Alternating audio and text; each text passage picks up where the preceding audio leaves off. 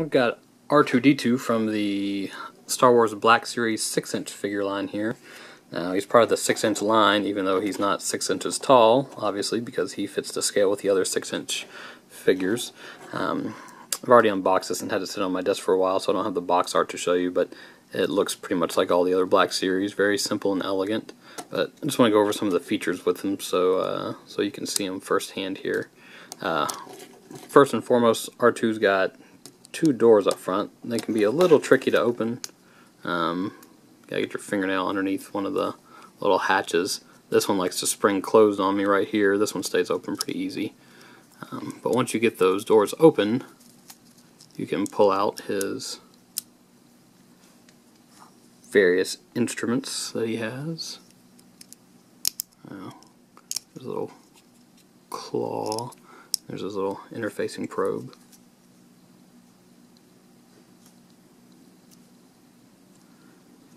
I'll put those back in, and I'll show you some of the other features real quick. His feet do tilt forward and back. All 3 of the little feet do that. And they all have wheels on the bottom of them. So if you can get them lined up perfectly, in theory, he could roll. Doesn't roll that great. Even when I've had him lined up well, he kind of rumbles along, but it's not like you're pushing him and he's going to roll anywhere. You'd have to have him lined up pretty much perfect, and even then I don't think that's going to happen. If you want him to stand on 2 feet, his head turns and his middle foot retracts into his midsection, in case you want to have a feisty, bouncing R2 hopping back and forth. You can lean a real good ways thanks to those feet, their ability to adjust angle-wise to the ground. Not quite that far.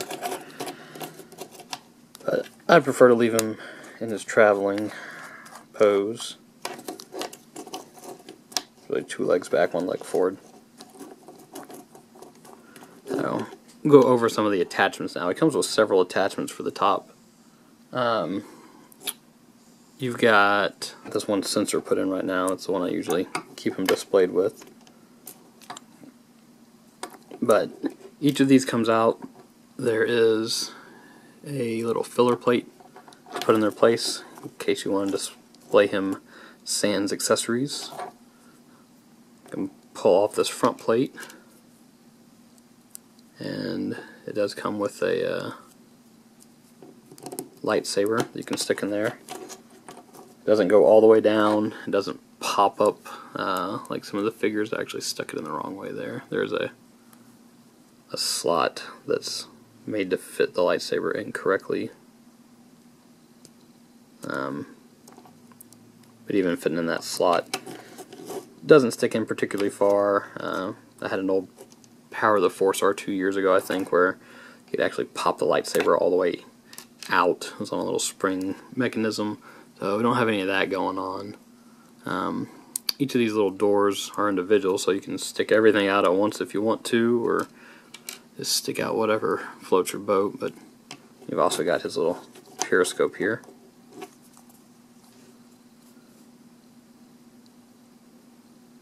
It's fairly nice looking. There's quite a bit of detail on them. I know some folks were a bit saddened by the fact that he doesn't have more weathering on him. He looks about as pristine as you can get.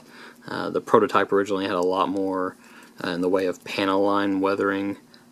Since he is so clean, if you're a do-it-yourself type person and a perfectionist on that end for display, you can certainly go back and add weathering. It's a lot easier to add good weathering into a clean slate than it is to try to fix bad weathering, so I guess you have to give it a plus there at least. But there are some good details still. There's different panels on his body that they've put the time to actually mold in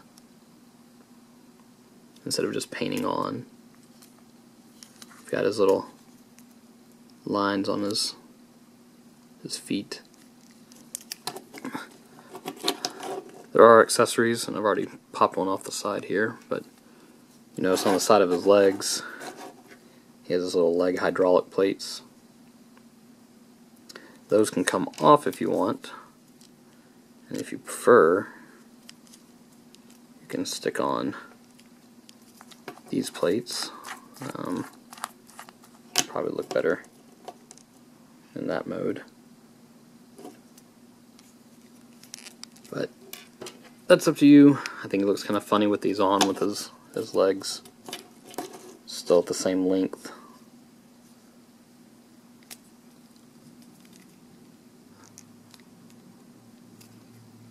Just trying to see if they can actually be put in backwards, but looks like they can't.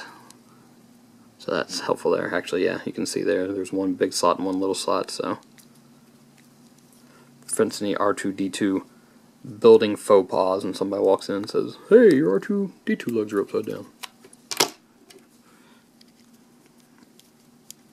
But stick them back together here, and then I will show you his scale